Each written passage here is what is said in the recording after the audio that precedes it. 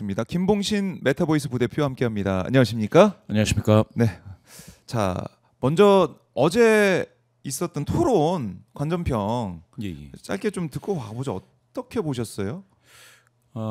글쎄요. 어제 토론 같은 경우는 그 외교 안보라든지 정치 개혁, 개헌 그리고 뭐 양극화 해소 방안 네. 이런 정치 양극화죠. 뭐 이런 것들이 있었는데 사실상 정치 양극화를 해소하려고 했던 노력들이 과연 있는지 궁금할 정도로 난타전 거의 뭐 이거 뭐라고 해야 됩니까? 난타전이 아니라 그냥 뭐 이재명 예. 후보를 예. 뭐 있는 거 없는 거 다 끌어다가 막 이 말 저 말 저 그러게요. 막말까지 해가면서 다 좀 끌어내려고 아쉬웠습니다. 그랬던 거 아닙니까 진짜? 예, 어제 예. 토론 자체가.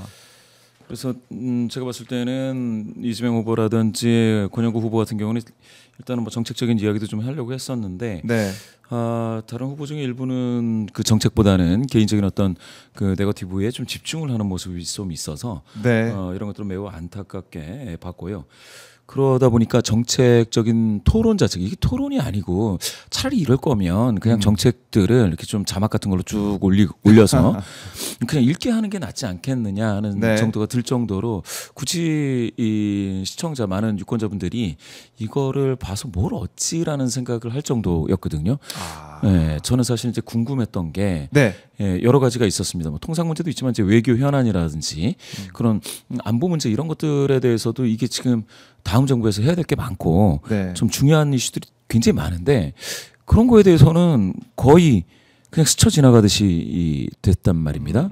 그런 의미에서는 이건 정말 이런 정도면 토론이 노이즈다라고 해서 뭔가 서면으로 제출을 해서 앞으로 이제 TV 토론이라고 하더라도 각 후보의 정책을 서면으로 제출해서 네. 그걸 좀 보면서 이거 프레젠테이션 방식으로 좀 하든가 좀 그게 낫지. 이게 예, 토론 예. 이게 무슨 토론이냐? 이게 정책 토론을 좀 했으면 좋겠어요.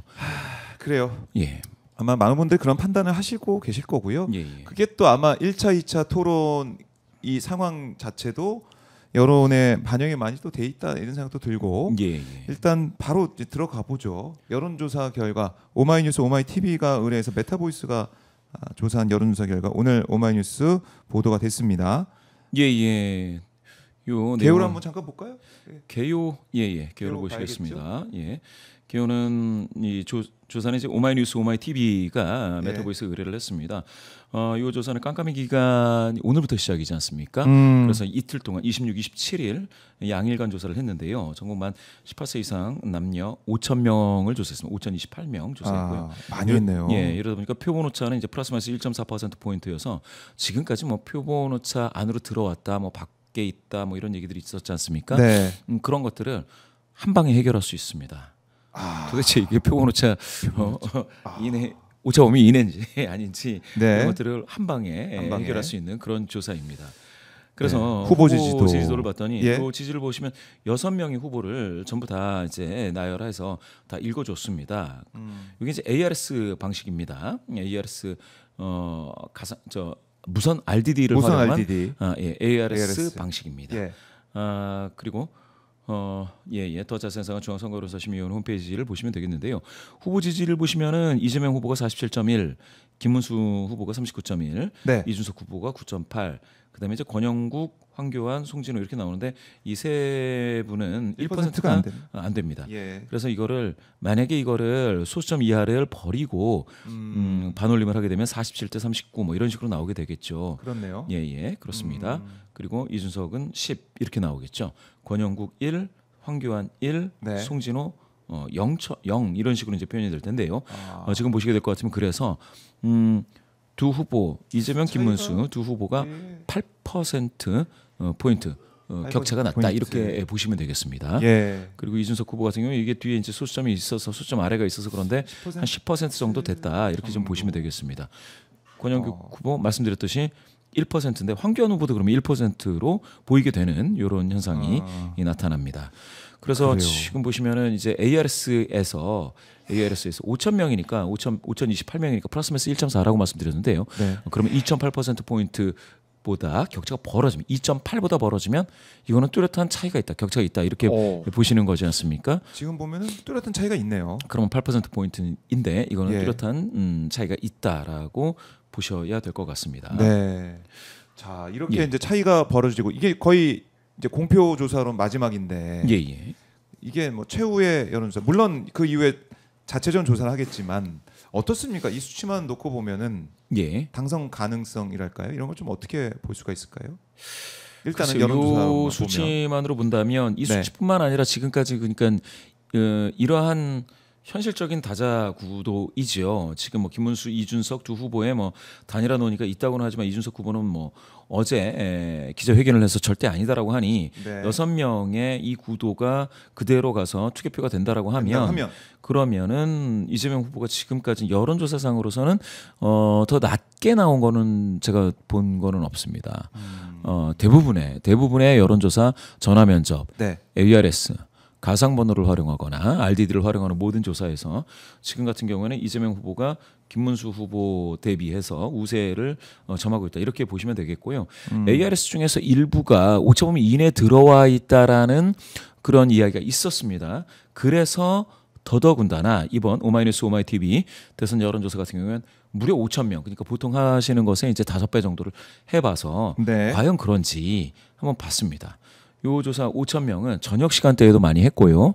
가급적 그 2030 특히 이제 여성분들 또 최대한 잡으려고 많이 노력을 한 그런 조사입니다. 네. 물론 그렇다 하더라도 20대 청년분들이 할당 대비 100%다 채워지지는 않아요. 그렇지만 가급적 많이 잡으려고 충분하게 저녁도 하고 오후도 하고 이렇게 오전도 한번 해보고 이렇게 충분하게 시간대도 좀 나눠서 해봤고요. 네. 그런 측면에서 봤을 때 표본 크기, 오차 범위 그리고 시간대로 따지면은 ARS로는 굉장히 좀 충실하게 좀 해보려고 한 그런 조사에서 8%포인트 격차인데 2.8%포인트보다 훨씬 벌어져 있기 때문에 지금 같은 경우에는 오차 범위를 벗어나서 이재명 후보가 우세했다. 깜깜이 전에를 말씀드린 겁니다. 그렇죠. 오늘부터는 깜깜이고 깜깜이부터는 어떻게 될지 몰라요. 정확하게 말씀드리면 이제부터는 안 되기 때문에 그렇죠. 이제부터는 여론조사의 시간은 아니에요. 이제부터는 투표를 누가 많이 하느냐의 시간입니다. 그래요. 이건 뭐 어떻게 보면 지금 뭐 참고할 수 있는 건 자료 정도만 되겠지. 그 예. 이후에 어떤 결과를 담보할 수 있는 상황은 아니다. 맞습니다. 거고. 근데 지금 이렇게 다자구도를 받지 않습니까? 예. 근데 지금 단일화 물론 단일화 안 할 거다는 얘기를 어제 이준석도 하고 뭐 김문수도 만날 계획이 뭐 어제 없다 뭐 이런 얘기도 했었는데 만약에 단일화가 된다면 이걸 가정하고 있는 여론조사도 있었죠? 예. 바로 밑에 가운데 보시는 네. 내용입니다. 단일화 때 후보 지지도 이렇게 나오죠. 요거 보시면 되는데요. 지금 사실은 이렇게 양강으로 붙였을 때 있지 않습니까? 네. 단일화 됐으니 여기 보면은 이게 단일화 됐으니까 5자 구도예요. 전체로 따지면 6자 구도이지만 지금 김문수, 이준석 두 분이 단일화해서 김문수 이분이 출마하시거나 네. 김문수, 이준석 단일화해서 이준석 이분이 출마하시거나 그런 상황을 가정한 것이니 그러니까 5자 구도입니다. 여기 가운데 기타 후보들이 안 나온다고 해가지고 예, 없는 예. 건 아니니까. 그렇죠. 여기 보면 권영국, 황교안, 송진호 다 이런 들어가겠죠. 분들은 여기에 이제 들어와 계십니다. 네. 그렇게 보시면 되고요. 그랬을 때에 보면 그렇게 돼서 마치 양강처럼 부닥쳤을 때 얼마나 격차가 나고 그게 도대체 오차범위 이내에 들어와 있는지 어쩐지 이런 것들을 보시게 될 것 같으면 요거 한번 보시죠. 자, 김문수 후보가 이준석 후보와 단일화를 해서 출마했을 때 단일 후보로 출마했을 때 43.1%를 받는다. 아유 뭐 적지 않이 강하죠. 그리고 이재명 후보 46.9%를 받게 된다. 이렇게 됐을 때 이 격차는 3.8입니다. 격차 확 줄어드네요. 줄어들죠? 네. 그런데 오차 범위는 2.8이라고 제가 말씀드렸습니다. 플러스 마이너스 1.4니까. 그럼에도 불구하고 그렇죠. 오차 범위를 벗어나서 네. 이재명 후보가 단일화한 김문수 후보 대비 네. 오차 범위를 벗어나서 우세를 보였다. 이렇게 말씀을 드려야 될 것 같습니다. 예. 그리고 그 아래를 보면 그 아래 이준석 후보로 단일화된다. 이게 그러니까 ARS 조사에서는 이렇게 네. 보면 이제 김문수 후보를 좀 좋아하시는 분들이 많이 들어온다. 이렇게 이해를 해주셔도 될 것 같아요. 왜냐하면 이준석 개혁신당 후보가 최근에 전화면접 같은 데에서는 이렇게 단일화했을 때에 김문수 후보하고 뭐 좀 이 격차를 좀 좁힌다 이런 결과도 일부는 있는데 네. 지금 이번 조사에서는 이준석 후보 같은 경우는 27%로 조금 30%가 안 되는 정도를 얻고요. 황교안 후보가 얻는 쪽으로 약간 좀 나눠졌다. 좀 가고 있습니다. 황교안 후보. 예, 거기에 따라서 이재명 후보의 지지도도 사실은 큰 차이 없죠. 별 차이가 없는데 조금 약간 한 2% 포인트 빠지고 있는 것은 아무래도 이준석 후보, 3등하는 후보와 단일화되는 그 경우를 가정해서 네. 그래서 부닥치기 때문에 그렇게 양강인 경우에는 아무래도 이재명 후보를 지지하시는 분들도 약간 긴장이 이완되고 있나 하는 생각을 하게 됩니다. 자, 뭐 수치를 보면은 저희가 볼 때는 다자구도 또 이제 단일화 때 후보 지지도 보면 이재명 후보가 앞서고 있는 거 볼 수가 있는데 이게 사실은 이제 투표장에 누가 많이 갔냐 이 차이가 맞습니다. 결과를 만들기 때문에 마음을 놓을 수 없다 이런 얘기를 민주당에서 계속 하고 있고 여러 가지로 이제 절박하게 모든 국회의원들한테 이제 여의도 있지 말고 다 하방에서 지역에서 골목골목 유세를 해라. 뭐 과도한 율동도 자제해라 이런 얘기까지 지금 하고 있어요. 그만큼 긴장을 계속해서 가지고 있다. 긴장감을 놓지 않고 있다. 왜냐하면 그래도 이게 단일화 보면은 뭐 격차는 있지만 오차범위 바뀌지만 그래도 이제 붙는 게 나오고 있기 때문에 어제 이준석 후보가 이 파장을 불러일으킨 그런 발언까지 있으면서 혹시 또 오늘 또 사퇴해 버리는 게 아니냐, 단일화 해버리는 게 아니냐 이런 얘기도 나오고 있는 것이거든요. 그러니까 긴장감을 놓을 수 없다. 물론입니다. 예. 거듭 말씀드리지만 여론조사와 투표 결과, 개표 결과죠. 개표 결과와는 같지 않습니다. 같은 경우도 많이 있는데 비슷한 경우가 있는데 네. 그런 경우는 예측의 결과인 것이고 이와 같이 언론에 나오는 여론조사하고 개표 결과는 같을 수가 없다. 이걸 분명히 아셔야 되는데요. 네. 거듭 말씀드리지만 여론조사는 성별, 연령대별 그리고 거주 지역별로 해서 인구 구성비에 맞춰서 뭐 발표를 해라 이렇게 법에 나와 있어요. 우리 법이 그렇게 되어 있습니다. 공직선거법이. 그런데 투표는 그런 구성비에 따라서 투표를 하는 게 전혀 아닙니다. 그렇죠. 투표 그렇죠. 확실히 다르네요. 그게 맞습니다. 여론조사. 그래서 고령이신 분들이 더 많이 투표를 하실 수도 있고 뭐 여성보다 남성이 더 할 수도 있고 뭐 이런 여러 가지 가설이 있지 않습니까?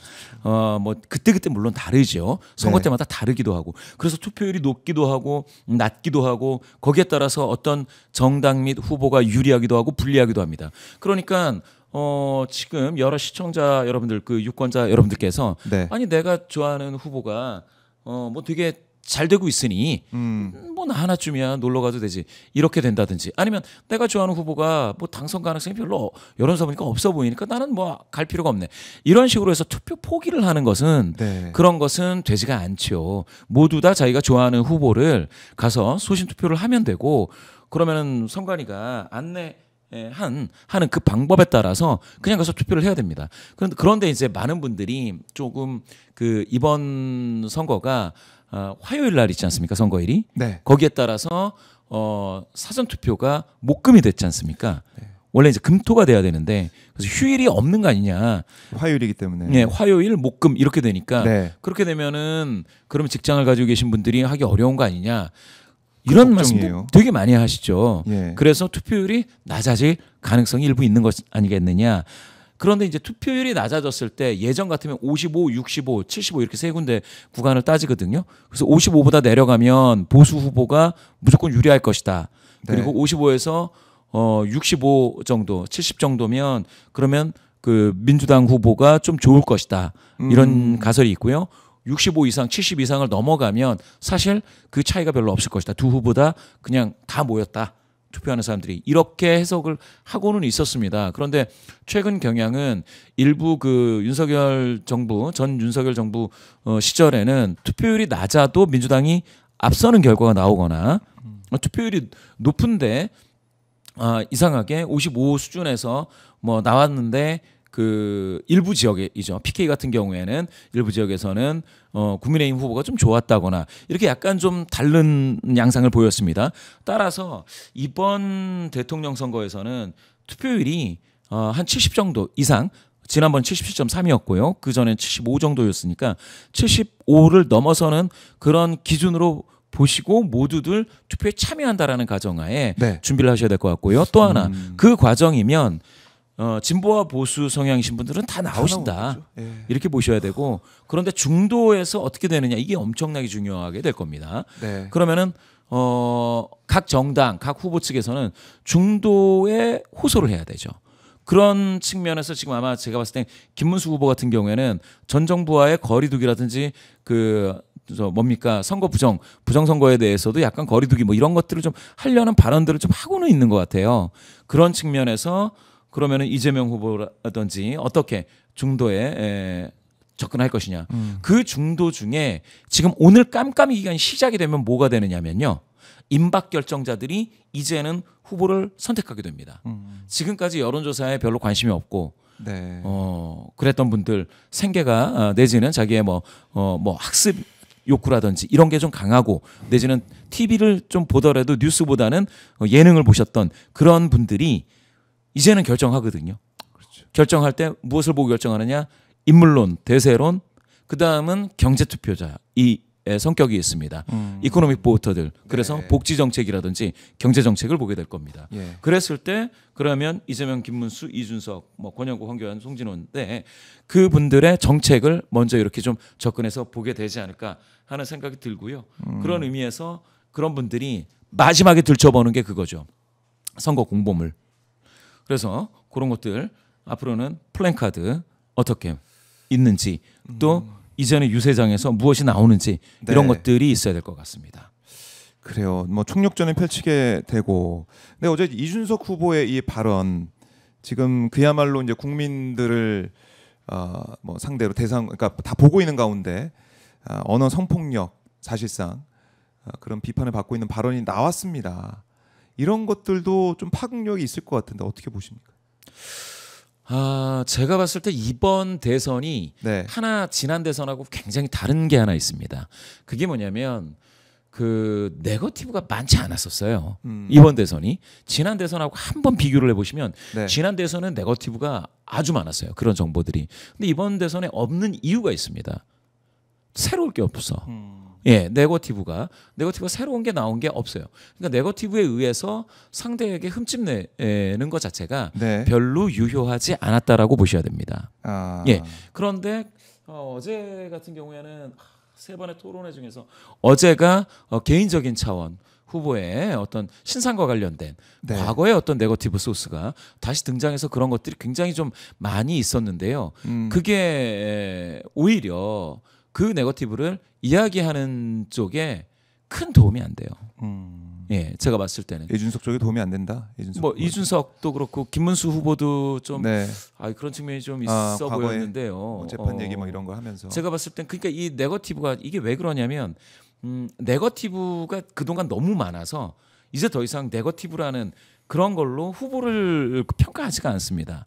무엇으로 평가하느냐면 기초 체력이 있느냐, 기본기가 갖춰져 있느냐로 평가하거든요. 대통령 감이냐, 예. 지금 능력이 있느냐 뭐 이런 것들. 이게 이제 선거 프레임에 있어서 지금은 이제 정권 교체냐 재창출이냐 요게 하나 크게 있고 네. 후보 개인을 봤을 때 네거티브가 지금 안 통하는 선거예요.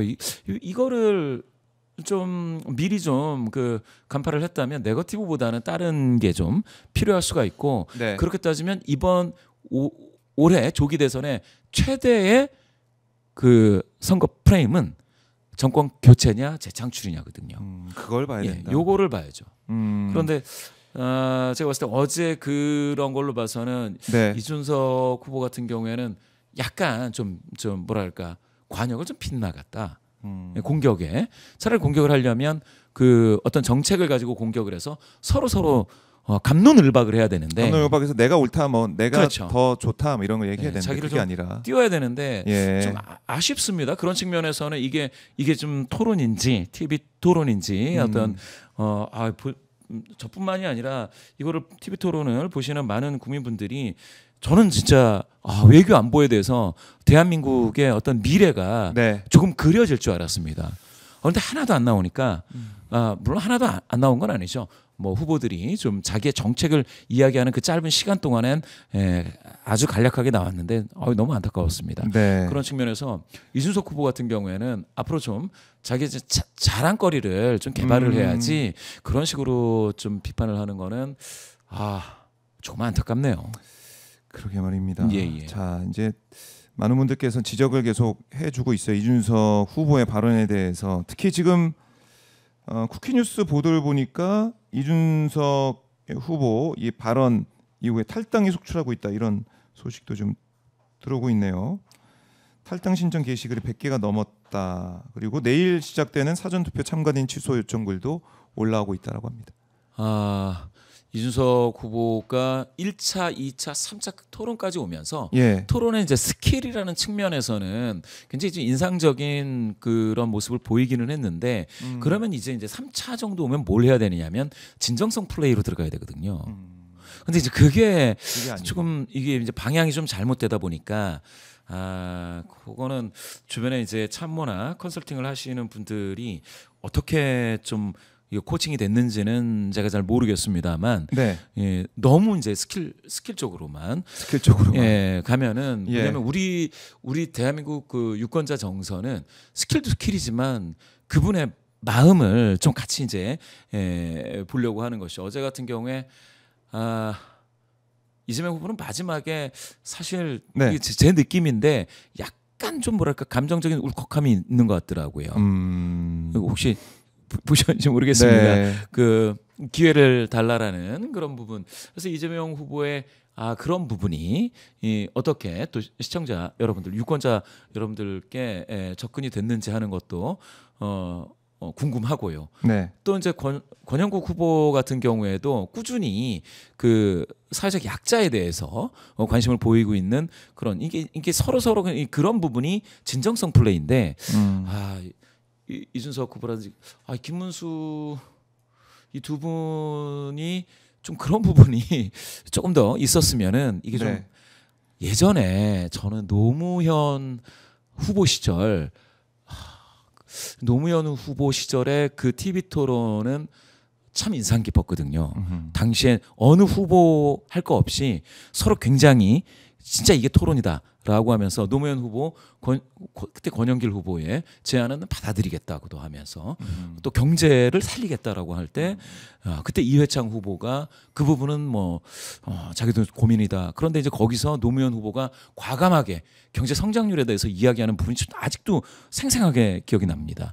또 그걸 이회창 후보가 굉장히 신중하게 접근을 하고 권영길 후보는 거기서 서민 이야기를 하고 그때는 좀 이런 토론 문화가 됐었는데 지금은 오히려 태보가 됐네요. 어쩌다가 이렇게 개인 네거티브를 저는 이건 진검승부가 아니고 피가 철철 흐르는 이렇게 돼야 되나 이거는 대한민국 모든 유권자들이 다 보고 계시고 어떻게 보면 청소년도 아이랑 같이 보신 분들이 애기들도 같이 우리 미래 세대한테 뭘 보여줄 수 있느냐도 좀 고민을 해주셨으면 좋겠습니다. 네. 저는 자 이런 것들이 결국 이제 반영이 되면서 아까 뭐 탈당 얘기 개혁식 탈당 얘기도 했지만은 반영이 돼서 결국 표심으로 나타날 수밖에 없겠네요. 네. 예. 특히 중도층에서의 파급력도 있을 수 있다 이렇게 볼 수가 있는데 이렇게 되면 이재명 후보에 대한 지금까지 2차까지 끝나고 나서 김문수 후보에 대한 동정 그 지지세가 좀 있는 것 같은 느낌을 좀 받았거든요. 좀 좀 안쓰럽다 뭐 이런 건가요? 그러니까 좀 그런 부분도 있지 않았나 싶었는데 지금은 그러면 이재명 후보를 향한 이런 난타전이 벌어지면 이재명 후보에 대한 뭐 지몬미 정서라든지 이런 것도 등장할 법도 합니다. 이 정도까지 되면 지몬미.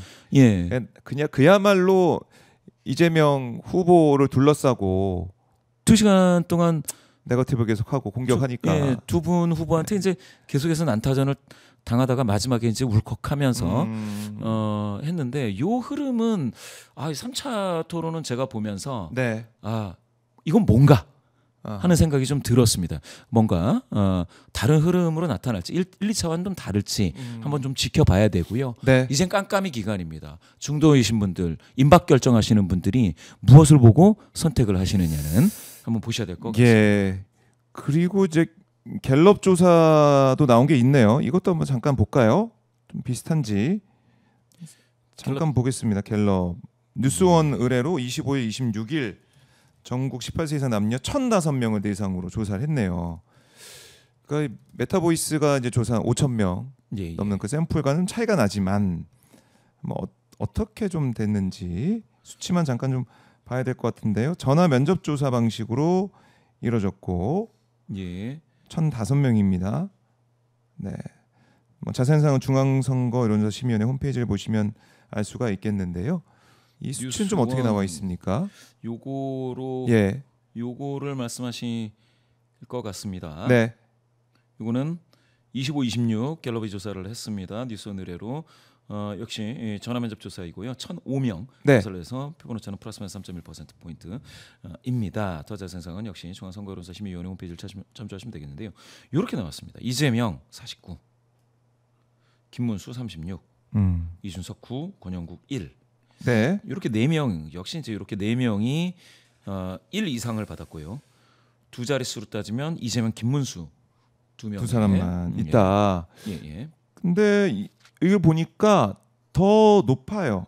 아까 이재명 후보에게 더 이제 쏠려 있는 조금 뭐 이제 수치가 얼마 크진 않지만 쏠려 있다. 거의 50에 가까워졌다. 그래서 이제 저도 굉장히 고민인데요. 저도 이제 예측을 해야 되는데 이게 전화 면접에서는 격차가 10%가 약간 넘는 지금 보시면 13이잖아요. 전화 면접에서는. 근데 그 뭐 민주당을 좋아하시는 또 국민의힘을 좋아하시는 고관여자들이 많이 모이는 ARS에서는 10%보다 살짝 안쪽입니다. 지금 5천 명 조사한 오마이뉴스 오마이TV 조사에서는 8% 포인트 격차 났거든요. 그런데 지금 뉴스원 한국갤럽 조사가 이게 전화 면접인데 13% 포인트 격차가 났습니다. 이런 식으로 좀 따지면은 그럼 그 사이 어디쯤일 것 같은데 어디냐? 정말 어딜까요? 이거를 저는 이제 6월 3일 날 예측을 해야 되는데 전화 면접에 가까울 것이냐, ARS에 가까울 것이냐 이걸 한번 봐야 됩니다. 그렇게 따지면은 고관여되어 있는 분들이 확 몰리는 게 그게 더 가깝다 그러면 ARS에 가깝게. 그렇지만 그것도 지금 보면은 오차 범위는 넘는 수준 아니겠습니까? 그런데 이게 전화 면접으로 따지면은 10%가 좀 넘게 격차가 날 것이다 이렇게 예측을 할 수가 있죠. 그러니까 8에서 지금 13 그 사이 그 사이라는 거를 오늘 소개해드리는 두 조사로 따지면 그래요. 두 개의 사이입니다. 근데 꽤 차이가 많이 나는 거예요. 꽤 차이가 나죠. 13%. 이렇게 되면 차이가 나는 거고 이준석 10% 될까 말까 뭐 이런 상황인데 이런 그럼 이 수치를 다 뭐 이준석 뭐 김문수 다 보고 있을 거 아니겠습니까? 뭐 단일화했을 때 그 수치도 보고 있고 김봉진 부대표는 어떻게 보세요? 단일화 가능성? 단일화 가능성 자체는 크다고 보지는 않습니다. 그래요? 왜냐하면 단일화를 한 다음에 단일화를 해서 효과 있게 단일화하려면 당대당 통합을 해야 되거든요. 그러면 개혁신당이 국민의힘으로 들어가는 거죠. 그렇게 됐을 때 당권을 뭐 종신 당 대표를 이준석 그 지금 후보한테 준다거나 이러면은 뭐 상관이 없을 텐데 그렇지 않을 거잖아요. 그러면은 이제 김문수 후보가 뭐 당 대표를 한달지 뭐 아니면 그 내에서 친윤 뭐 친한도 있고요. 이렇게 갈등이 있을 것 같으면 이준석 후보 같은 경우에는 개혁신당을 계속 가져가는 게 사실은 더 도움이 된다라고 볼 수가 있죠. 왜냐하면 지금 당장은 지금 10% 그리고 15%도 바랄 수가 있고요. 이게 만약에 총선이나 지방선거로 따지면 꽤 여러 군데 당선자를 낼 수가 있거든요. 그런데 들어가면 아무래도 그러면 당내 경쟁을 해야 되는데 그렇게 따지면은 여기 국민의힘에 있는 그런 기성 어떤 정치인들하고 어깨 싸움을 해가지고 이게 되기가 어렵다라는 판단을 하게 되면 이준석 후보 같은 경우에는 지금과 같은 경쟁 구도로 갔을 때 훨씬 더 전도 유망할 수가 있다라는 생각을 하게 될 겁니다. 왜냐하면 안철수 그 지금 의원이 단일화를 여러 번 해주면서 자기 지지세가 막 흩어져 버렸습니다. 그러다 보니까 자기만의 정치를 하기가 좀 쉽지 않게 된 그런 어떤 학습 효과도 분명히 있을 것이고요. 그래서 많은 사람들이 이제 재정적인 압박 때문에 단일화를 할 수밖에 없다. 뭐 이런 얘기들을 지금 하는데 후보직을 내려놓는 단일화를 하면 그러면은 선거 아마 뭡니까? 선거비 보전 문제가 좀 있어요. 선거 보조금, 정당 보조금만 받아도 선거비 보전 문제가 있어서 그거는 아니고 당대당 통합으로 가야 되는데 그게 문제가 있습니다. 이준석 입장에서. 그러면은 단일화를 그럼 김문수 후보가 후보직을 내려놓는다? 이거 똑같은 문제예요. 똑같은 문제가 있어서 되기가 어렵습니다. 지금은. 지금은 어려워졌다. 그렇죠. 끝까지 봐야 됩니다. 끝까지 어떻게 될지 모르기 때문에 끝까지 긴장의 끈을 놓을 수 없다라는 건 다시 한번 강조를 드리고 결국 이번 선거 자체가 시작부터가 내란의 밤 이후에 시작이 됐고 윤석열 파면 정국으로 시작됐기 때문에 정권 교체 이 목소리는 계속 꾸준하게 그렇습니다. 나와왔고 뭐 이거는 부인할 수 없는 흐름이었던 것 같아요. 예, 보시면은 오마이뉴스 오마이TV 메타보이스 조사입니다. 정권 교체이냐 재창출이냐 봤을 때 52.3, 차이가 많이 납니다. 40.1이죠. 그러면은 예. 뭐 벌써 12.2% 포인트의 격차로서 정권 교체. 거듭 말씀드리지만 이건 5천 명 조사이기 때문에 표본오차가 플러스 마이너스 1.4% 포인트입니다. 네. 그렇게 따지면은 표본오차 오차 범위를 크게 넘어서 정권 교체가 우세하다 뭐 이렇게 볼 수도 있겠습니다. 지금까지 그러면 정권 재창출이 더 높게 나온 조사가 있느냐? 전국을 대상으로 한 조사에선 제가 별로 본 적이 없어요. 예, 그렇게 따지면 정권 교체 여론이 이렇게 두툼하다라는 것들은 방금 말씀 주신 것처럼 이번 조기 대선의 발생 이유 자체가 비상계엄 그리고 탄핵 요 흐름이었기 때문에 나오는 지난 윤석열 정부에 대한 어떤 그 교체 여론이 지금 네. 강하게 작용하고 있다. 이렇게 보시면 되겠습니다. 그래요. 정권 교체를 바라는 목소리 과반이다. 이걸 눈여겨봐야 될 것 같고요.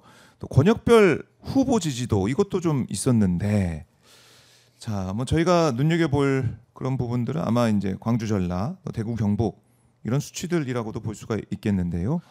예, 보시면은 권역별 후보 지지도를 보시면은 이렇게 나왔습니다. 지금 같은 경우에는 서울에서 누가 이기느냐 지느냐 이 얘기가 많았었지 않습니까? 지난번에는 윤석열이 이겼죠. 예. 이재명 후보를. 그런데 지금 5천 명 조사에서 서울 같은 경우에도 꽤 많은 이제 표본이 잡히는데요. 여기 차이가 나네요. 이렇게 보면은 좀 차이가 있다고 봐야 되겠죠. 네. 그다음에 인천, 경기 마찬가지가 됩니다. 수도권 같은 경우에는 좀 그렇고 수도권은 예. 이재명 후보가 많이 앞서고 있다. 그럼 여기 보시면은 광주, 전라 마찬가지인데 대구, 경북하고 부산, 울산, 경남이 사실상 그 김문수 후보가 기본적으로 가져가는 것들이 꽤 있어 보입니다. 네. 그래서 지금 대구, 경북에서는 이재명 후보가 5천 명 정도 조사했더니 고관여자 중에서는 30%에 참 가깝긴 하지만 사실 30에 좀 미달하는 28.7 정도를 먹고 있습니다. 그 이유 중에 하나는 이준석 후보로 가는 게 한 10% 정도 여론이 있기 때문이기도 하겠습니다. 그렇겠네요. 예. 이준석 후보가 쭉 수치를 보면은 거의 뭐 10% 안팎으로 얻고 있는 부분들이 있다. 그리고 연령별 성별 후보 지지도 이것도 조사가 됐습니다. 맞습니다. 이 조사를 보시면은 이거는 말씀드렸지만 5천 명 조사이기 때문에 네. 꽤 성 연령인데 19세가 아니고 18세입니다. 18세에서 29세. 네. 그다음에 나머지 쭉 보시게 될 것 같으면 역시 김문수 후보는 고령이신 분들 중에서 뚜렷하게 절반 이상 얻고 있다 이렇게 보시면 되겠고요. 네. 이재명 후보 같은 경우에는 역시 40대 50대 중심으로 절반 이상 이렇게 얻고 있다 이렇게 보시면 되겠습니다. 이준석 후보 같은 경우는 참 재미있게도 예. 20대 청년 남성 중에서 40.5가 나왔습니다. 30대 청년 남성 중에서 30.8이 나왔습니다. 그러니까 청년 중심으로 지도를 얻고는 있습니다만 네. 청년 내에서 어떤 젠더 균열이 있고요. 그거에 대한 영향이 지배적이다. 이렇게 보시면 되겠고요. 그러면 청년 여성은 어떠느냐라고 봤더니 청년 여성 중에서 이재명 45.9, 김문수 31.1, 청년 그 20대 여성이었고요. 30대 여성에서는 이재명 49.6, 김문수 30.6으로 좀 분산되고 있더라. 이렇게 보시면 되겠습니다.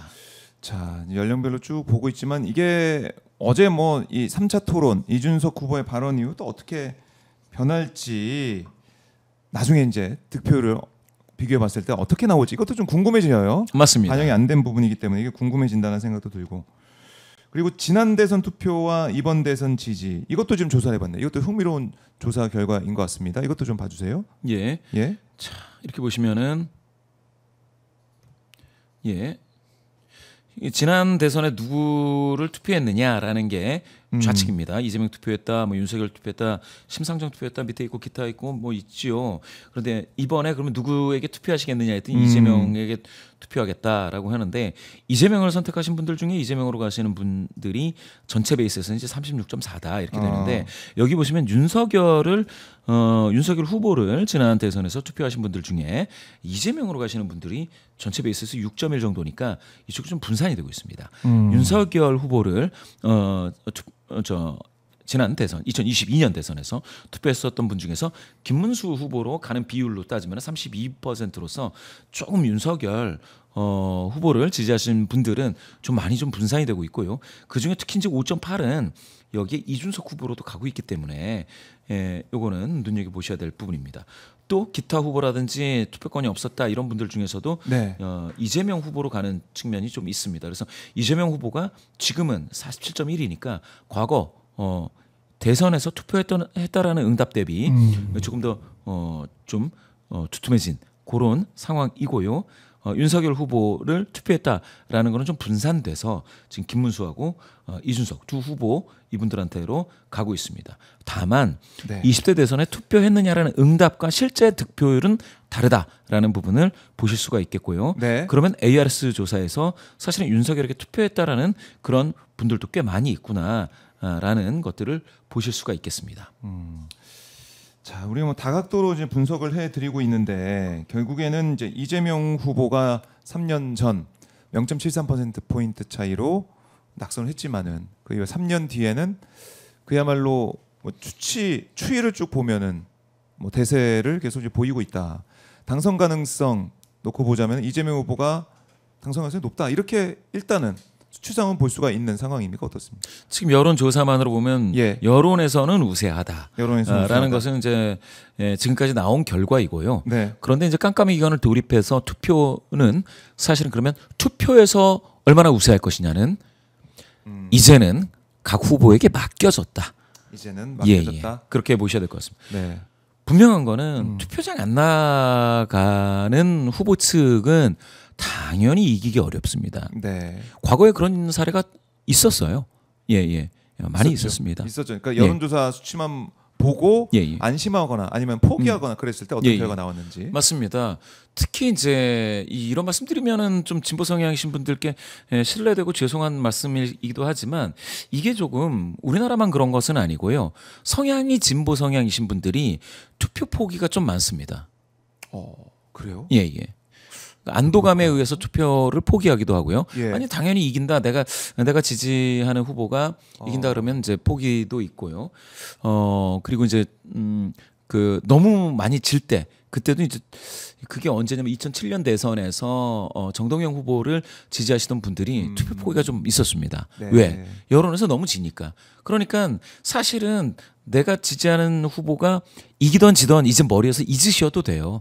그냥 모두 다 투표장에 나가시면 되겠습니다.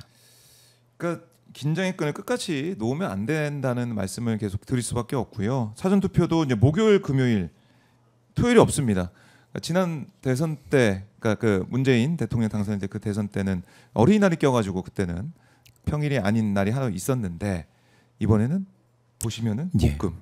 그래서 일을 열심히 하시는 분들이 예. 투표장에 못 가실 가능성이 꽤 돼요. 6시까지라서 이것도 예. 참 불합리하다고 예, 느껴지고요. 꽤 돼요. 지금 휴일이 없습니다. 휴일이 없고 이런 걱정이에요, 부분에 이런 대해서는 경제 활동을 하시는 분들이 네. 오히려 지금은 투표율이 떨어질 수 있는 가능성이 굉장히 농후하다라는 측면에서 좀 보셔야 될 것 같습니다.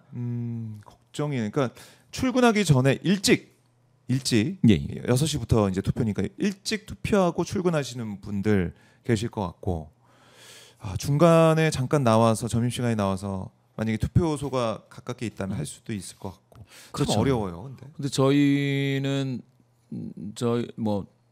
우리 저기 청년 연구원들에게 네. 그냥 아예 그 사전 투표 때 반차를 다 주고 예. 그냥 투표를 하고 출근을 해라 이렇게 해놨습니다. 왜냐하면 당일은 잘하셨네요. 저희는 예측 조사 때문에 다들 바빠요. 정신이 없어서 당일날은 투표한다라는 거는 네네. 아예 기대를 할 수가 없기 때문에요. 그 사전 투표 날에 투표를 하지 않고서는 출근하지 마시라 이렇게 했습니다. 과감하게. 예, 소신껏 누구를 투표하건 간에 투표들을 하시라 이렇게 얘기를 했습니다. 잘하셨습니다. 예, 예, 예. 예. 아마 이제 투표할 수 있는 그 시간을 이제 보장해 주는 그럼요. 차원에서 그래서 참정권을 모든 직장인들이 예. 일 때문에 투표를 못 하시는 일이 없어야 되는데 이 여의도가 투표할 데가 없어요. 바로 옆에 있지 않죠 여기. 예, 여기 좀 내려가 있어가지고요. 점심 드시고 가시는 직장인 분들이 멀리 가야 돼요. 그리고 제가 예전에 한번 사전 투표를 여의도에서 뭐 밥 먹다가 서둘러서 가봤는데 줄을 되게 많이 씁니다. 줄을 길게 씁니다.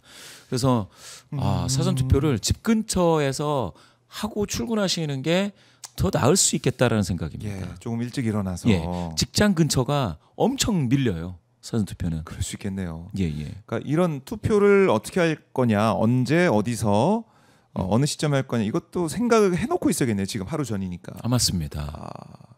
몇 시에 내가 몇 시까지 출근하니까 몇 시에 가서 투표하고 가면은 이때쯤 일어나야겠네. 이런 식으로 꼼꼼하게. 예. 그래서 미리 제가 생각했을 때는 이거는 그 뭡니까? 경영자는 그걸 보장해 줘야 되잖아요. 네.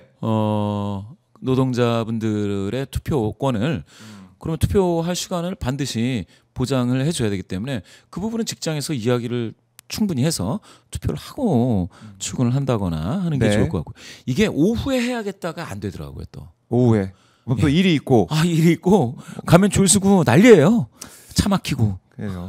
이거 우리가 이제 해왔지 않습니까? 이거 한번 생각하면서 꼼꼼하게 어떻게 하면 투표를 빨리 그리고 미루지 않고 할 수 있느냐 이런 생각에서 해야 된다는 것을 강조를 드리겠습니다. 자, 이제 뭐 여론조사 수치는 오늘로 이제 보는 게 마지막이죠. 나중에 결과 나온 다음에 어떤 흐름이 있었는지는 평가해 볼 수가 있겠지만 마지막인데요. 자, 저희가 뭐 마무리하면서 어떤 뭐 아까도 여러 가지 변수에 대해서 말씀해 주셨지만은 이 여론조사 전문가로서 지켜볼 포인트 또 후보들의 전략 이런 걸 좀 어떻게 봐야 될까요? 첫 번째는 이번 선거가 조기 대선이라서 그런지 준비가 다들 안 되고 그래서 메가 이슈가 없습니다. 메가 이슈가 없는 상황이면 지금 사실은 미결정자가 많은 계층을 이제 타겟팅해야 될 텐데 그게 네. 제가 볼 땐 여성, 자영업자 요런 쪽이 많고요. 물론 이제 청년도 있는데 청년 여성도 있습니다. 네. 그런 데에 대해서 인물론 대세론뿐만 아니라 소확행이라도 정책이 아주 콕 집을 수 있는 무엇인가가 나와야 돼요. 자영업자. 자영업자. 예, 각 지역을 보시면은 지금 자영업이 상당히 지금 안 되고 있는 뭐 대구도 그렇다고 하는데요. 그런데도 좀 아주 좀 더 절실하게 예, 또 그 표심 얻기 위한 노력을 해야 예, 미세한 자영업자. 터치가 필요하고요. 예. 두 번째는 그런 거가 있습니다. 그러니까 김문수 후보 입장에서는 네. 선관위를 뭐 못 믿겠다 이런 이야기를 하는 게 별로예요. 그죠? 그래서 뭐 투표 동료도 네. 하고 있긴 하더라고요. 예, 그런 거는 국민의힘에서도. 뭐 선관위가 사전 투표 뭐 동료. 선거를 조작하고 있다 이런 얘기를 해봤자 뭐 소용이 없고 별로일 거다라고 할 수 있는데 또 이재명 후보 측에서는 그 지금 이제 내란 프레임이 있지 않습니까? 이 네. 내란 프레임에서 사법부로 접근하는 데 있어서는 너무 광폭으로 가면 안 될 것 같아요. 사법부 전체를 어떻게 하겠다라고 하는 거는 제가 봤을 때 국민 동의를 크게 얻기가 쉽지가 않아요. 이거는 예, 그거는 그래서 사법부에 어떤 법관이 뭐가 문제가 있다고 하면 그런 것들은 이제 언급할 수가 있겠는데 사법부 전체적으로 제도 자체를 다 바꾸겠다라고 하는 것은 좀 조심스럽게 접근해야 되겠다라는 거고요. 그 내란 프레임에서 중요한 건 윤석열 전 대통령 그리고 김건희 여사와 관련된 수사와 관련된 사건이 터지면 이건 내란 프레임이 강화되는데 그런데 아까 말씀하신 율동 문제라든지 네. 이런 현장에 있어서의 어떤 그 뭐라고 해야 될까요? 흥겨움을 좀 높이기 위한 몇 가지 그 소재들 그런 어떤 액션들이 가지고 있는 그 긴장감을 좀 완화하는 효과 있지 않습니까? 네. 그런 거는 같이 그게 이제 어떻게 믹싱되느냐를 한 번은 고민을 해봐야 될 때가 됐다라는 생각입니다. 그래요. 진짜 얼마 안 남았습니다. 우리 소중한 한 표, 이 한 표가 대한민국을 바꾼다. 1, 2, 3 전략 이것도 아까 김병조 의원이 얘기하던데 투표율 또 득표율까지 어떻게 될지 계속 지켜보고요. 여론의 흐름도 나중에 평가해 보도록 하겠습니다. 자, 오늘 부대표님 말씀 잘 들었고요. 또 개표할 때 뵙겠습니다. 고맙습니다. 감사합니다. 감사합니다. 김봉신 메타버스 부대표와 말씀을 나눠봤습니다.